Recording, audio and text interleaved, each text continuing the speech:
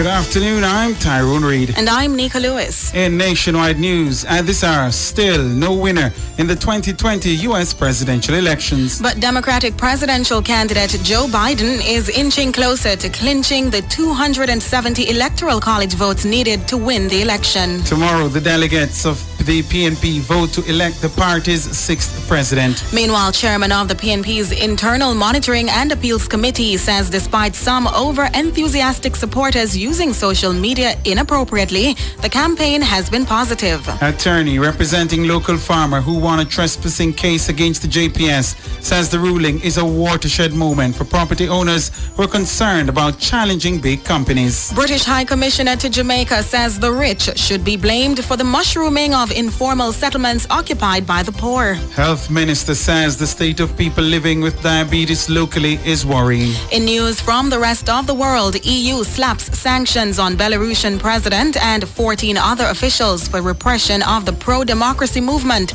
following August's contested election. And in sport, Waterhouse coach Marcel Gale will now turn his attention to the local Premier League after his side was dumped out of the Scotia Bank CONCACAF League last night. And later in our broadcast, in our cover story at 5:35, by the end of the day, Saturday, the People's National Party will have a new president. Southeast St. Anne MP Lisa Hanna is going up against the MP from South St. Andrew, Mark Golding.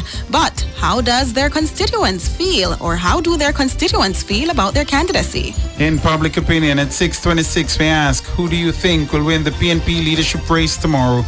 Give us your comments by logging onto our Facebook page, Nationwide News Network, and by tweeting us at Nationwide Radio. At 6:40 in the nation's business, come Monday, 17 schools across the island will participate in the pilot phase of the resumption of face-to-face classes.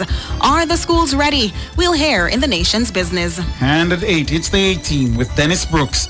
The attorney representing a local farmer who won a trespassing case brought against the Jamaica Public Service, JPS, Sean Kinghorn, says the ruling is a watershed moment for property owners who are concerned about challenging big companies.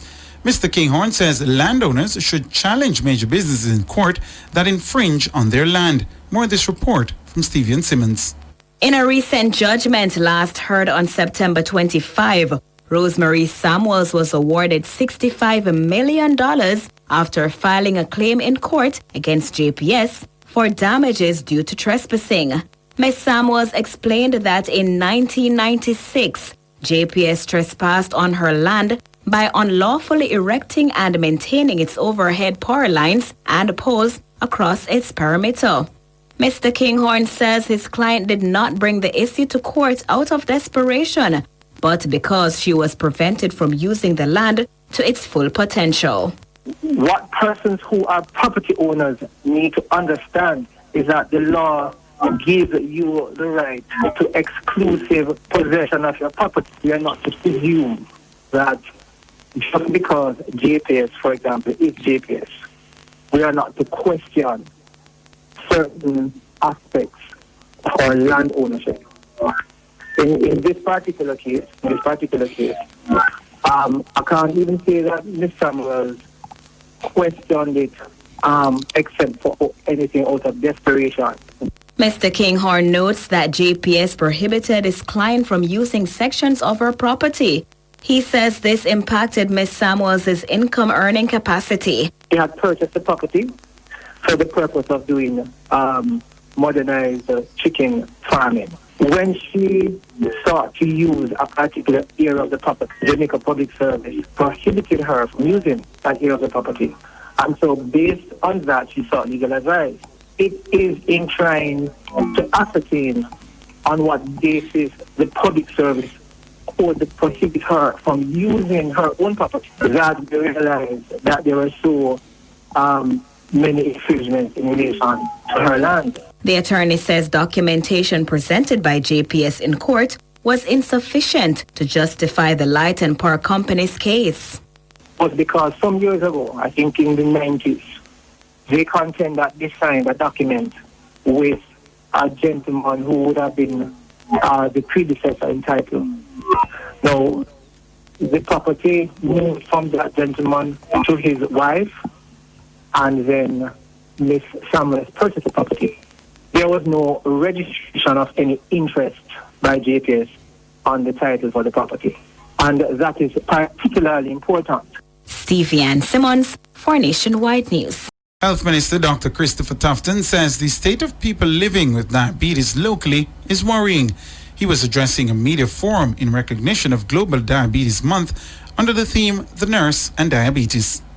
This recognition is so relevant. The World Health Organization tells us that some 422 million people have diabetes, the majority of whom are from low and middle income countries such as our own, while 1.6 million deaths are directly attributed to the disease. In Jamaica, the data tells its own story. The 2016-2017 Jamaica Health and Lifestyle Survey reveals that 1 in every 8 Jamaicans 15 years and older have diabetes, yet 4 out of every 10 individuals with the disease are unaware that they have it.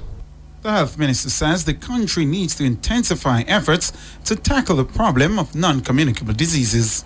Some 92.5% of Jamaicans 15 years and older with the disease are on treatment, but only 27.5% are controlled, which is clearly a worrying statistic. As we turn the spotlight on diabetes this November, we must acknowledge the scale of the problem of non-communicable diseases facing us and redouble our efforts to solve it, drawing on all our resources, including our nurses, who are essential.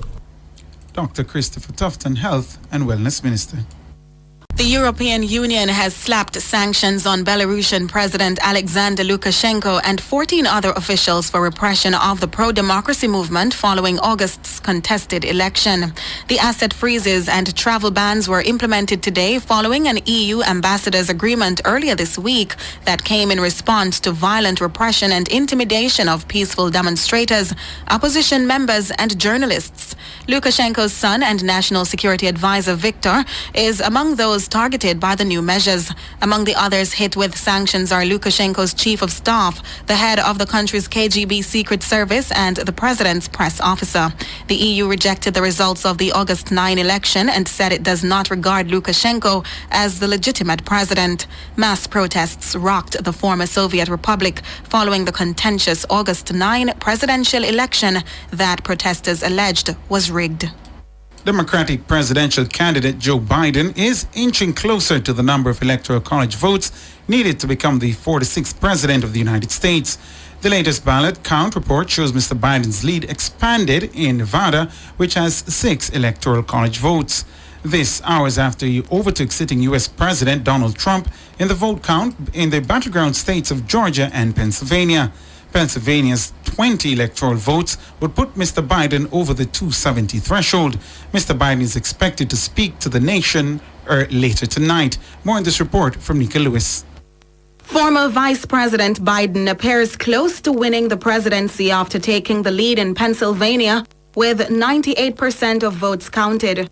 If he wins Pennsylvania, he wins the White House. Democratic Mayor of Philadelphia Jim Kenney has urged everyone to, quote, stay calm and stay above the fray.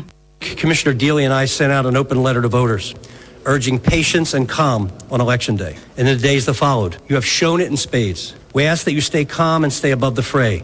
You did exactly that. What we've seen on the streets outside this convention center was not anger or contention, but music, dancing, and celebration. As we predicted, the voters and residents of Philadelphia ensured that our city shined as an example of how to run an election correctly. So in the days ahead, please remember, this is not about a victory for a single candidate or a single political party. This is truly a victory for our democracy. The Democrat has also taken a narrow lead in Georgia with 99% of the votes counted, but state officials have announced there will be a recount. In Nevada, Clark County Registrar Joe Gloria sought to break down what vote tallies are still pending.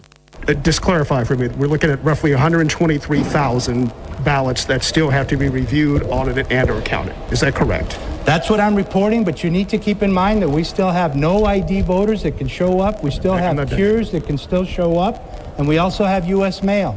Okay. So I'd love to make it easier for you, but it's a complicated process. I think we all appreciate it. What I'm trying to do is give you the numbers on the large. Sure. And so we're hoping to have again? the mail done by Sunday if all goes well. And that number again is what, I'm sorry? 60,000. 63,000. Okay. So you're anticipating 63 more thousand ballots being completed, counted by Sunday, and then there's the other 60,000 that still have to be reviewed, which will go through next week. You've got it. Meanwhile, some Pennsylvania residents who voted for President Trump in 2016 now say they regret their decision because of the administration's handling of the pandemic. The change hasn't happened. I'm disappointed in myself that I was swayed, that I believed what he would say, that I didn't see him for what he was. It kind of blows my mind that people are disliking the president because they don't like him as a person. You have to take a personality and the person as a whole, especially as the representation of your country. Arrogant, bombastic, just go ahead and pick one. You can use any other adjective that you want. Now tell me why he's a bad president. You want someone in leadership that has compassion. Always knew he was a bit of a bully. Nika Lewis for Nationwide News. To local politics now, Chairman of the People's National Party's Internal Monitoring and Appeals Committee, Norman Scott, says despite some over-enthusiastic supporters using social media inappropriately, the campaign has been positive. Tomorrow, just over 3,300 delegates of the PNP vote for its sixth president. Southeast St. Anne Member of Parliament Lisa Hanna and South St. Andrew MP Mark Golding are to face off in the party presidential election tomorrow. Steven Simmons reports. Mr. Minot says both campaigns have made great efforts to adhere to the party's code of conduct. By and large, I think that it has gone pretty well.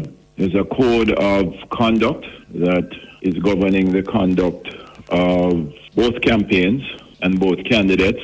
And I think that they have taken it quite seriously and made a serious attempt to abide by the code. The problem is that there are some over-enthusiastic supporters on both sides, primarily in social media, that have acted in a manner which is inconsistent with the code and I dare say inconsistent with the wishes of the candidates. He referred to the circulation of a disturbing voice note from a professed Hannah supporter.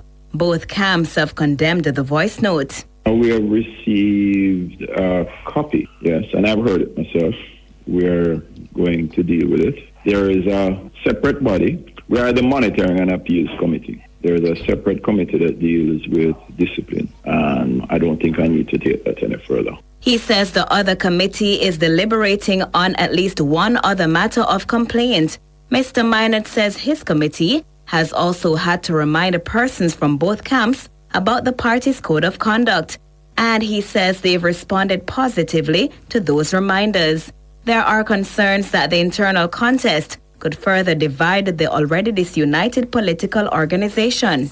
But Mr. Minot says he doesn't think it will. Yes, people have been enthusiastic, but it is clear there are sufficient signs out there that both sides want this thing to work, that both sides want the party to unite. So in the overall, despite the enthusiasm, and in some cases a little excessive, I don't think that the election is going to drive a further wedge. A lot of work to do to bring it back together, but all in all, I don't think it is going to prove to be a negative. And he had this advice for delegates, as well as the winner of tomorrow's presidential election. My advice to all the delegates is get out there, vote early, try to avoid any rain that we may have in the afternoon. We're closing off at 3 o'clock. Insofar as the winner is concerned, a big job to do. Both candidates have indicated they want to unite the party. So the winner, your first job is to start,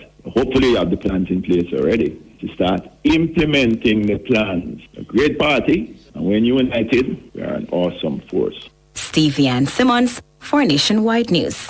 In other news now, British High Commissioner to Jamaica Asif Ahmad says the rich should be blamed for the mushrooming of informal settlements occupied by the poor. Mr. Ahmad was speaking at a 3-day infrastructure conference in Montego Bay, St. James that began on Wednesday. Marjorie Gordon reports. British High Commissioner to Jamaica Asif Ahmad says the absence of low-cost housing has caused the development of informal settlements in cities around the world. According to Mr. Ahmad, the poor should not be blamed for the mushrooming of these shanty towns. As cities grow because the rich want to build houses and build office buildings and towers. The first thing that they do is they displace the poor. And in the absence of low-cost housing, what we see are the development of shanty towns, informal settlements, and the instinct is to blame the poor. But it is the rich who've actually caused the development of shanty towns, not the poor. So don't blame them, because they can't be hidden. You cannot put them out of sight. They're a real human reality. High Commissioner Ahmad is warning that this type of treatment may lead to resistance from the poor and people in rural areas. So in the rush to build ever more secure, gated communities and iconic office buildings, we shut out the very people we need to build them. There may come a day when such people, rural people, and the poor will say, enough. They are not prepared to sacrifice their quality of life so that we can have a better quality of life as city dwellers. According to Mr. Ahmad, the living conditions of the poor have resulted in persons breaching anti-COVID-19 restrictions. Is it any wonder that as we impose lockdowns because of COVID, and we ask citizens to observe social distancing in the Caribbean cities and in Europe, is it any wonder that there is a resistance or it doesn't work?